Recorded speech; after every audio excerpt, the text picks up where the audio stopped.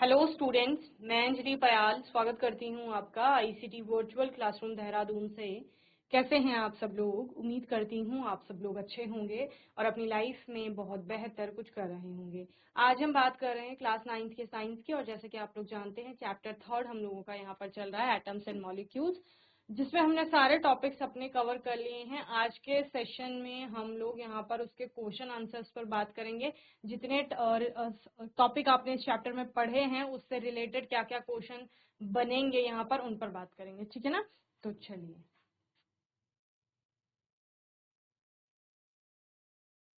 तो first question लिखिए।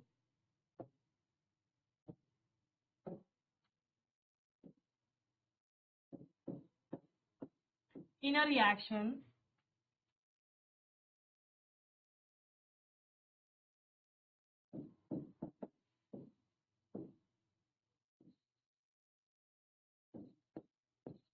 5.3 gram of sodium carbonate Na2CO3 reacts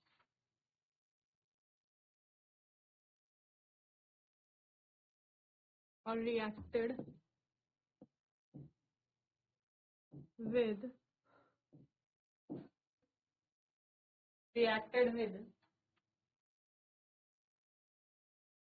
6 gram of acetic acid,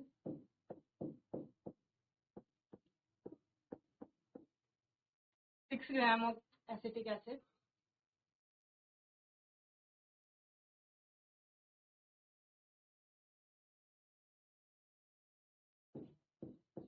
the products were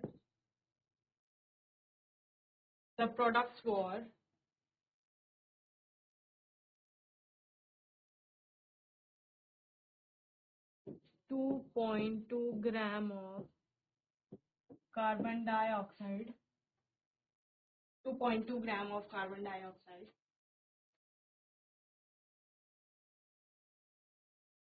0.9 gram of H2O, and 8.2 gram of sodium acetate, that is CH3COONA। ठीक है, चलिए। तो एक reaction होती है, एक अभिक्रिया है जिसमें 5.3 ग्राम जो आपका सोडियम कार्बोनेट है वो आपका अभिक्रिया करता है 6 ग्राम एसिटिक एसिड से, जिसके बाद आपके 3 उत्पाद यहाँ पर बन रहे हैं। एक आपका बनता है कार्बन डाइऑक्साइड जिसकी मात्रा है यहाँ पर 2.2 ग्राम, दूसरा है वाटर यानी कि जल जिसकी मात्रा 0.9 ग्राम है, और तीसरा यहाँ पर सोडियम एसिटेट बनता है जो कि है 8.2 ग्राम। ठीक है ना? अब आपको यहाँ पर द्रव्यमान दिए गए हैं, आपको क्या करना है? Show that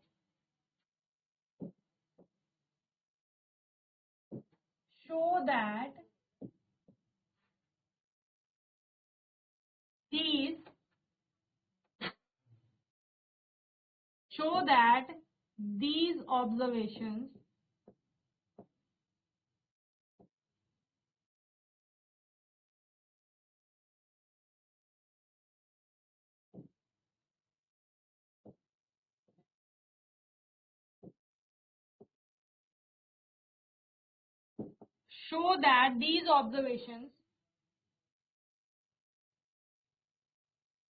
are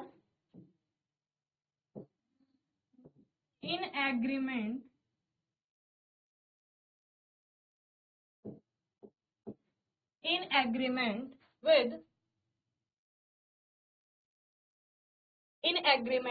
with the law of conservation of mass।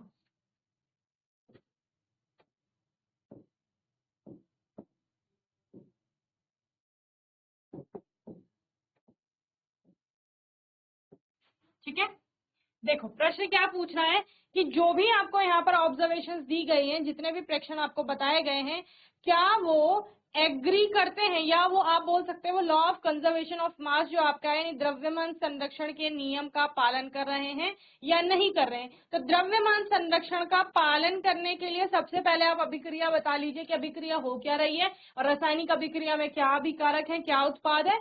फिर आप उनके द्रव्यमानों को कंपेयर करेंगे, क्योंकि आपको पता है कि रिएक्टेंट्स का जो टोटल मास होगा वो प्रोडक्ट के टोटल मास के इक्वल यहाँ पर होगा। ओके, कब? जब हम किसकी बात कर रहे हैं? लॉ ऑफ कंजर्वेशन ऑफ मास की यहाँ पर बात कर रहे हैं। ओके, चलिए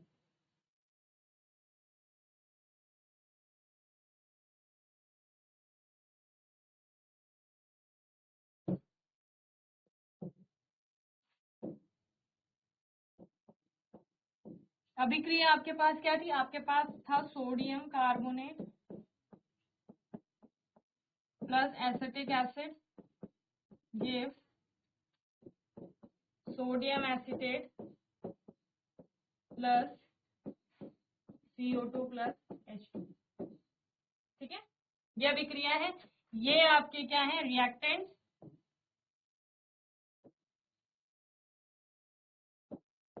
एंड ये आपके क्या है? प्रोडक्ट। ओके, इनका जो कुल मास होगा वो इनके कुल मास के बराबर होगा। तो ये आपका law of conservation of mass को फॉलो करता है। ठीक है, चलिए। So according to law of conservation of mass, total mass of reactants is equal to total mass of the product। ठीक है, यानी कि हिंदी में लिख लीजिए, द्रव्यमान संरक्षण के नियम के आधार पर या अनुसार अभिकारकों का कुल द्रव्यमान बराबर होता है उत्पादों के कुल द्रव्यमान के। ठीक है, समझे? अब निकालिए कुल द्रव्यमान।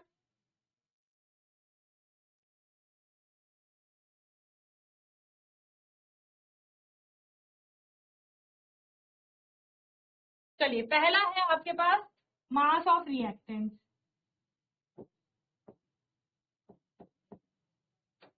ठीक है, यानी अभिकारकों का द्रव्यमान कितना हो जाएगा? बताओ क्या क्या थे आपके पास अभिकारक?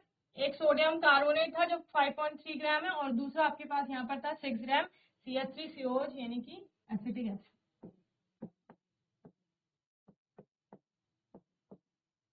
कितना आ जाएगा? 11.3 ग्राम। ठीक है ना?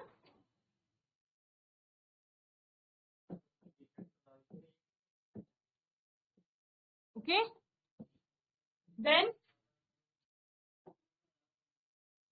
मास ऑफ प्रोडक्ट। क्या क्या था प्रोडक्ट? सोडियम एसिटेट था, कार्बन डाइऑक्साइड था एंड वाटर था। 3 प्रोडक्ट आपको मिले थे यहाँ पर। ठीक है, जहां पर 2.2 ग्राम आपका कार्बन डाइऑक्साइड है, 0.9 ग्राम आपका वाटर है and sodium acetate is about 8.2 gram. Okay, तो यही आपने वहां पर वैल्यू लिखनी है।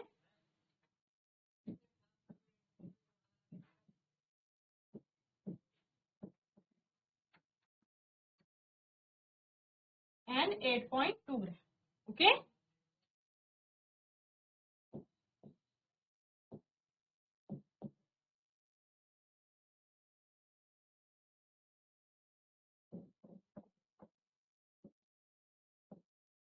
ठीक है, तो इससे क्या आता है?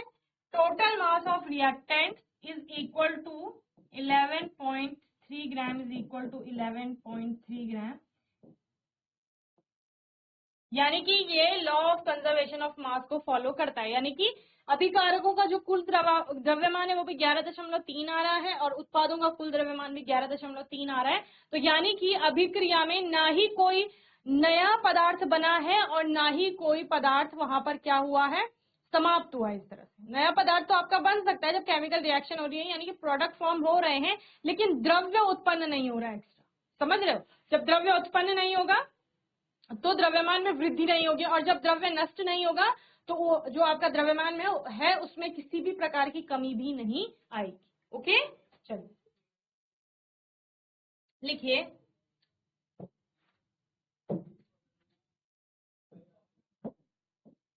Hence, it is proved. Hence, it is proved that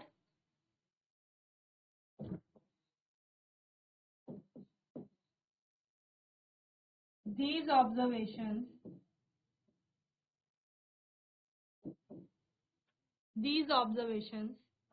are in agreement. Observations are in agreement with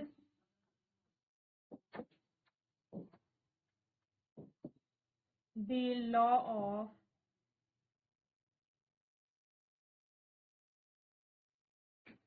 conservation of.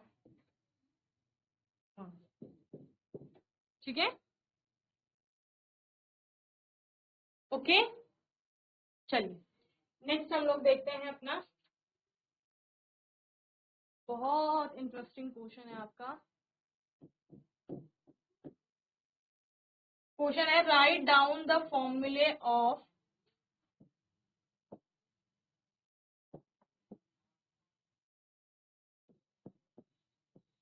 write down the formulae of first है आपका सोडियम ऑक्साइड,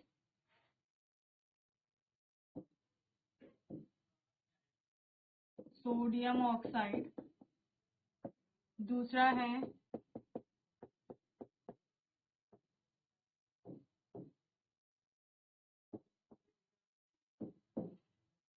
एल्यूमिनियम क्लोराइड, ठीक है,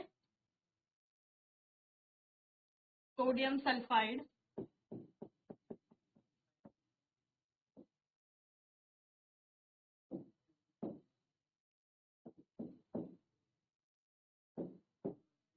ठीक है, and fourth one is magnesium hydroxide.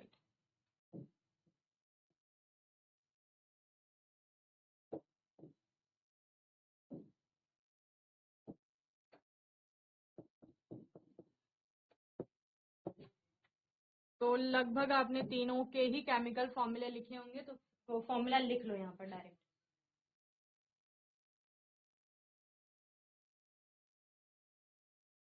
Sodium oxide Na2O AlCl3 aluminium chloride, और sodium sulphide होता है Na2S, और आपका मैग्नीशियम हाइड्रोक्साइड MgOH का whole.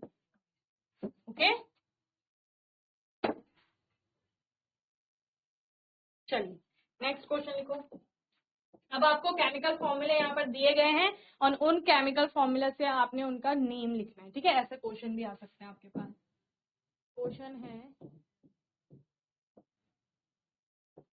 Write down the chemical name of the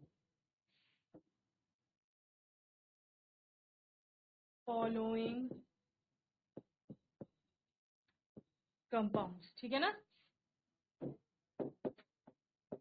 यौगिकों के नाम लिखिए। देखो यहाँ साइंस में ना कुछ टर्म्स को आप इंग्लिश में भी पढ़े तो अच्छा है आपके लिए, ठीक है ना, आपके लिए इजी हो जाता है। फिर फर्स्ट लिखो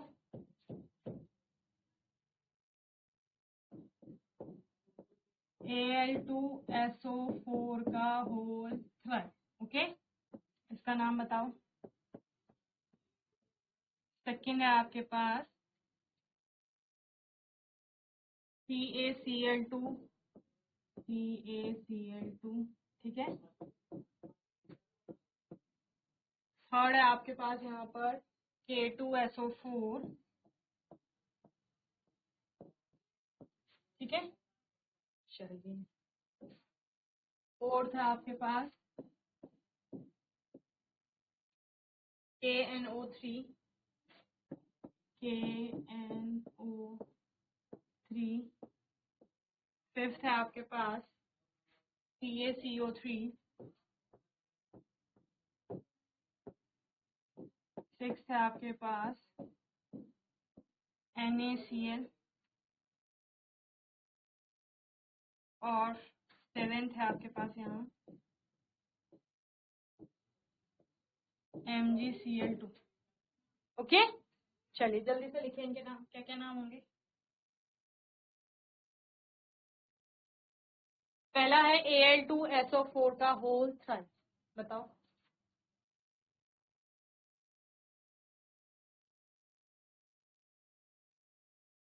क्या है ये। SO4 क्या होता है, सल्फेट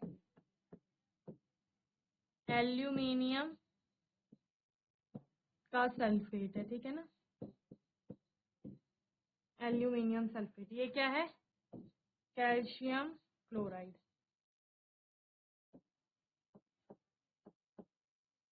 ओके, ये क्या है, पोटेशियम सल्फेट।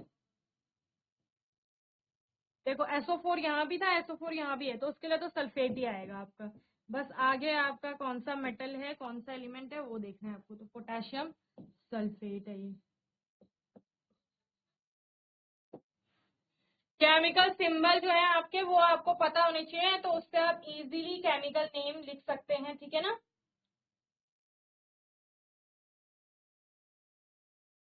चलिए, नेक्स्ट क्या है आपके पास KNO3, तो ये भी NO3 होता है नाइट्रेट, तो ये पोटेशियम का है, तो potassium nitrate. Okay, this one is calcium carbonate, calcium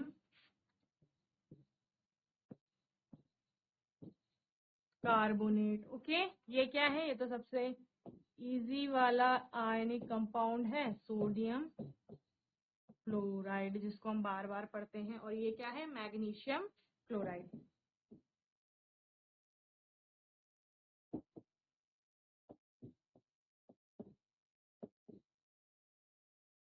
चलिए,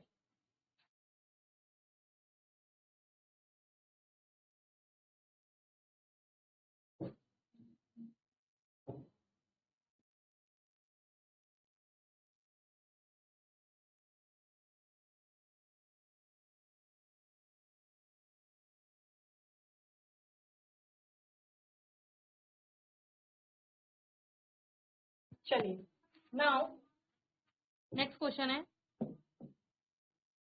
how many atoms are present in. Next question है, how many atoms are present,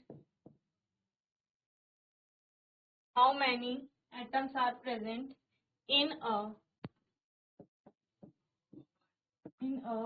first है आपका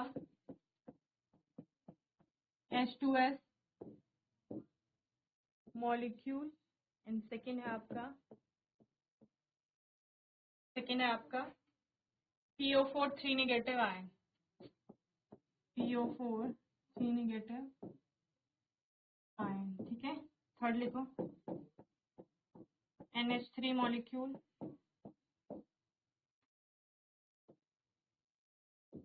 ठीक है। एंड फोर्थ लिखो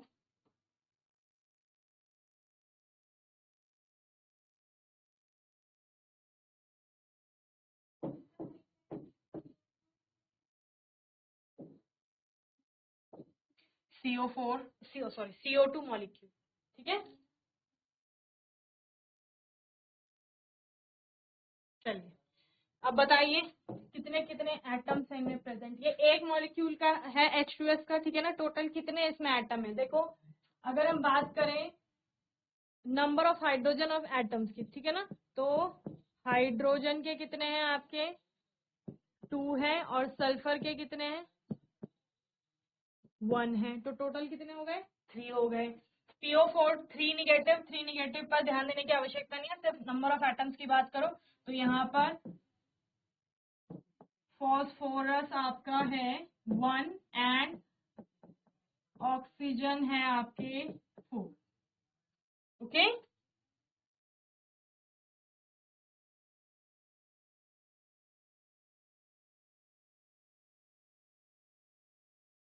तो इन टोटल कितने हो जाएंगे 5 हो जाएंगे। इन टोटल आपके 3 हैं, ये इन टोटल आपके 5 हो जाएंगे। NH3 में नाइट्रोजन के हैं 1 और हाइड्रोजन कितने हैं बताओ 3, इन टोटल 4 एटम्स है यहाँ पर। CO2 में कार्बन 1 ऑक्सीजन 2, इन टोटल 3। ठीक है,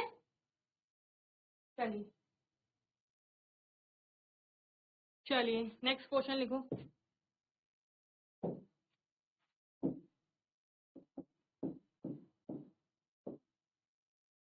calculate the molecular mass of the following, ठीक है ना, आणविक द्रव्यमान की गणना कीजिए।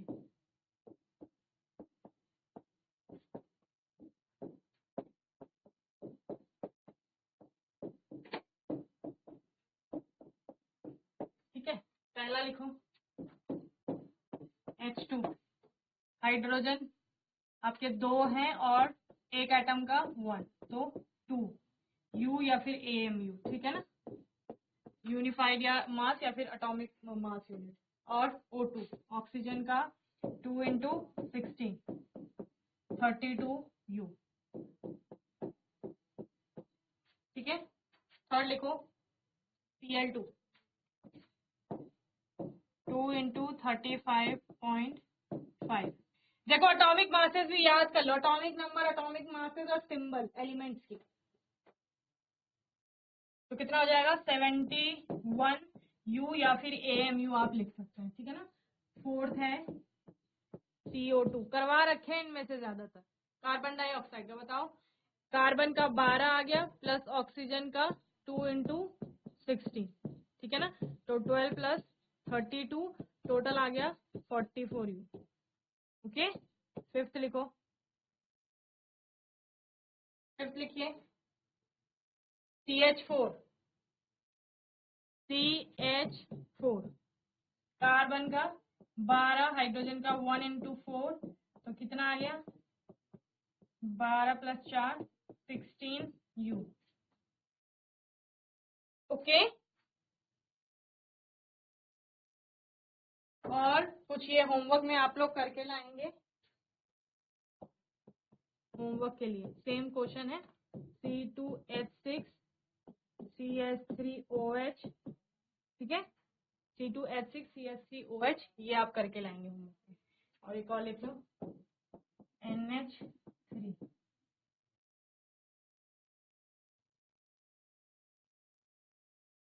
ओके, चलिए, तो मैं उम्मीद करती हूँ आज का सेशन आप सभी को समझ में आया होगा। आज के सेशन में हमने जो हमारा चैप्टर है एटम्स एंड मॉलिक्यूल्स, उसके कुछ क्वेश्चन आंसर्स यहाँ पर देखे। आने वाले सेशन में हम कुछ और इम्पोर्टेंट क्वेश्चंस पर बात करेंगे। अभी भी आपका कोई डाउट होगा, क्वेश्चन होगा, तो आने वाले सेशन में आप लोग पूछ लेंगे। और तब तक के लिए ICT वर्चुअल क्लासरूम से जुड़ने के लिए धन्यवाद।